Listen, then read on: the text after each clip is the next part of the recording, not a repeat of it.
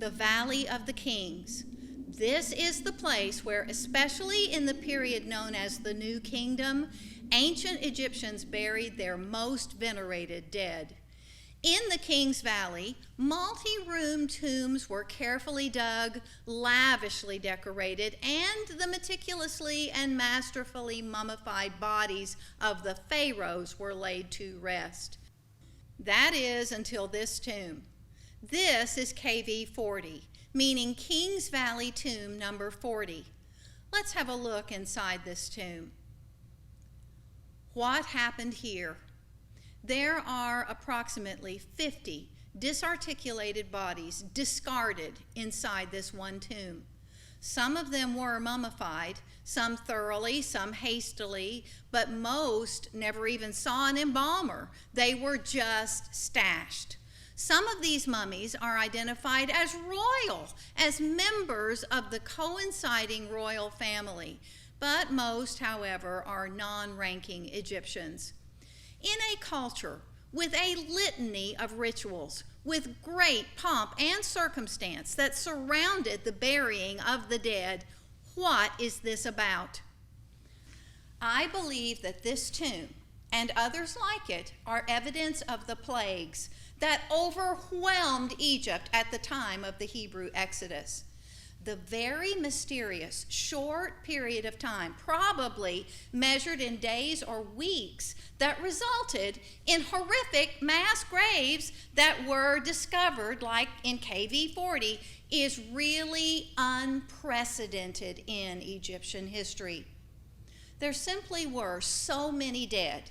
There was no time for rituals, no time for funerals, no time for mummification, no place prepared to put all the bodies, so the dead were just cast into whatever available empty space could be found.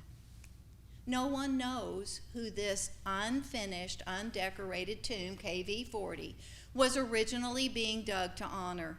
No one knows if the intended occupant is among this pile of scattered bones or not. But something catastrophic overcame Egypt, yet no record and no cause of these mass deaths is known. The best evidence of the 10 plagues and of the Exodus is found in the aftermath of the biblical events as Egyptians dealt with the consequences of utter devastation in their country. I'm Pamela O'Neal, and if you take my class this semester, that is what you will learn. Evidence of what the plagues left in their wake.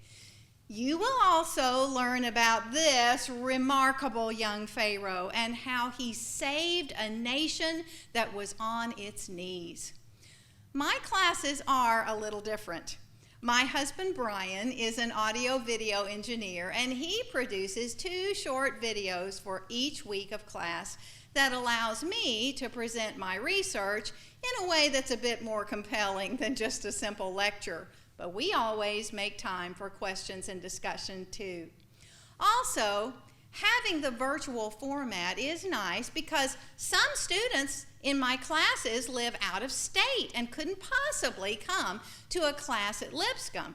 But for those of us who are more local, being virtual means there's no negotiating Nashville traffic. The class comes to you.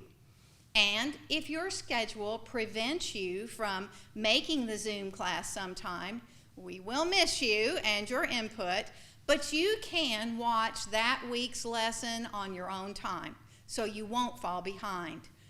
More importantly, though, through the study of the decade in Egyptian history that we will cover this semester, you will also learn more about the amazing compassion and fidelity of God, how he really is the God of Egypt, which, by the way, is the title of the book I have authored on this subject. God is the only God. He is the God of Egypt and the God of all people. I hope that you will join us this semester, but perhaps you would rather study a tutorial from a previous semester. Classes like the life of Joseph in Egyptian history, or what happened between Genesis and Exodus, the early life of Moses, or the Exodus itself.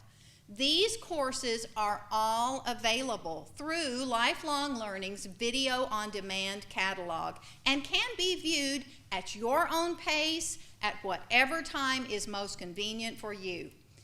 Every semester shows how Egyptian history and the Bible tell exactly the same story. It's a thrilling realization.